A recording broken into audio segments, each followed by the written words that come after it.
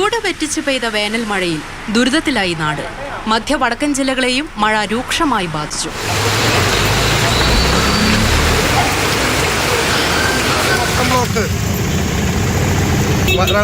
തൃശൂർ റൗണ്ടിൽ കാറിന് മുകളിലേക്ക് മരം കടപുഴകി വീണു. കാറിൽ ഉണ്ടായിരുന്ന 4 പേർ നിസ്സാര പരിക്കുകളോടെ രക്ഷപ്പെട്ടു.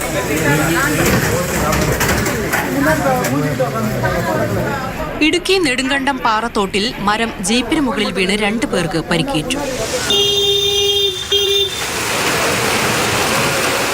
ആലപ്പുഴ തകഴി ഫയർഫോഴ്സ് സ്റ്റേഷനിലും വെള്ളം കയറി.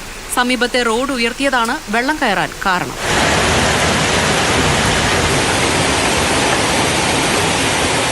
കനത്ത മഴയിൽ കോഴിക്കോട് മുക്കം കറുത്തപറമ്പിൽ കടകളിൽ വെള്ളം കയറി. ഓട നിർമ്മാണത്തിലെ അശാസ്ത്രീയതയാണ് കടകളിൽ വെള്ളം കയറാൻ കാരണമെന്ന് കടയുടമകൾ ആരോപിച്ചു. ഇത് ഡ്രൈനേജ് നിർമ്മിച്ചതിൽ വന്ന അനസ്ഥയാണ് സംഭവത്തിന് കാരണം.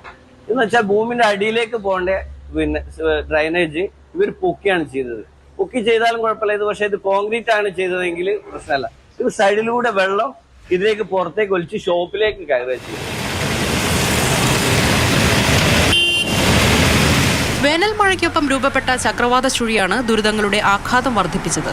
2 ദിവസത്തിന് ശേഷം മഴ ദുർബലപ്പെടുമെന്നാണ് കരുതുന്നത്. ജില്ലാ കേന്ദ്രങ്ങളിലും താലൂക്ക് കേന്ദ്രങ്ങളിലും DOCകളും TOCകളും ശക്തിപ്പെടുത്തിക്കൊണ്ട് മഴയുടെ ഭാഗമായിട്ടുണ്ടാകുന്ന ഏത് വിധത്തിലുള്ള പ്രയാസങ്ങളെയും നേരിടാൻ കഴിയുന്ന വിധത്തിലുള്ള ആലോചനകൾ എല്ലാം നടത്തി പൂർത്തീകരിച്ചിട്ടുണ്ട്.